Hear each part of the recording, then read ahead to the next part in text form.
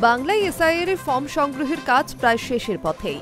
CEO দপ্তরের তথ্য বলছে ৯৮%-এরও বেশি ফর্ম ডিজিটাইজড হয়ে গিয়েছে। মৃত ভোটারের সংখ্যাও বেড়েছে।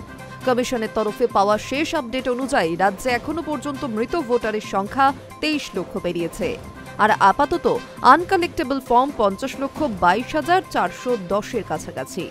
এছাড়া অনুপস্থিত বা খুঁজে পাওয়া যায়নি এমন ভোটারের সংখ্যা ৮ লক্ষ পেরিয়েছে। অন্যত্র চলে যাওয়া ভোটারের সংখ্যা ১৭.৫ লক্ষেরও বেশি। ডুপ্লিকেট ভোটারের সংখ্যা ১.২ লক্ষেরও বেশি। এখন ভোটারদের মনে প্রশ্ন উঠছে, এই আনকালেক্টেবল বলতে ঠিক কাদের বলা হচ্ছে?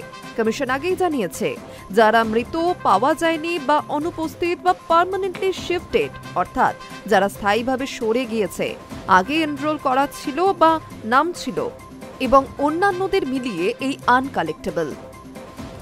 বাকি জেলার তালিকায় রয়েছে কোচবিহার ১,০৬,২০৩, দার্জিলিং ১,১০,৩৮৯, উত্তর দিনাজপুর ১,৫৪,৬৬২, দক্ষিণ দিনাজপুর ৭৩,২৯৯, মালদহ ১,৭৩,৭০০, নদিয়া ১,৯০,৮৫৮, কলকাতা দক্ষিণ ১,৮৫,৯৫৭, হুগলি ২,৪৭,৭৩৬, পূর্ব মেদিনীপুর ১,৩০,৪১৮, পশ্চিম মেদিনীপুর ১,৮৪,৫০৮, পুরুলিয়া ১,৬১,৯১৫, বাঁকুড়া ১,২০,৮১৫, পূর্ব বর্ধমান ১,৯৬,১১১, বীরভূম ১,৫৮,২৭৩, জলপাইগুড়ি ৯৮,৪১৯।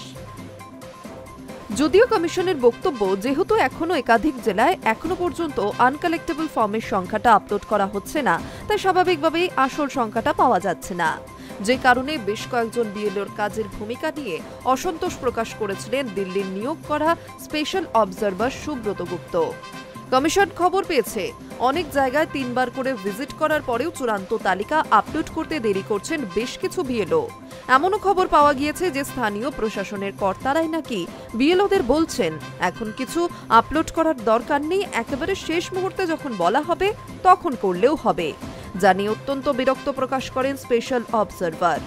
ঘুরিয়ে জানতেও চেয়েছেন তিনি, ঠিক কার নির্দেশে অপেক্ষা করছেন বিএলওরা। High news network.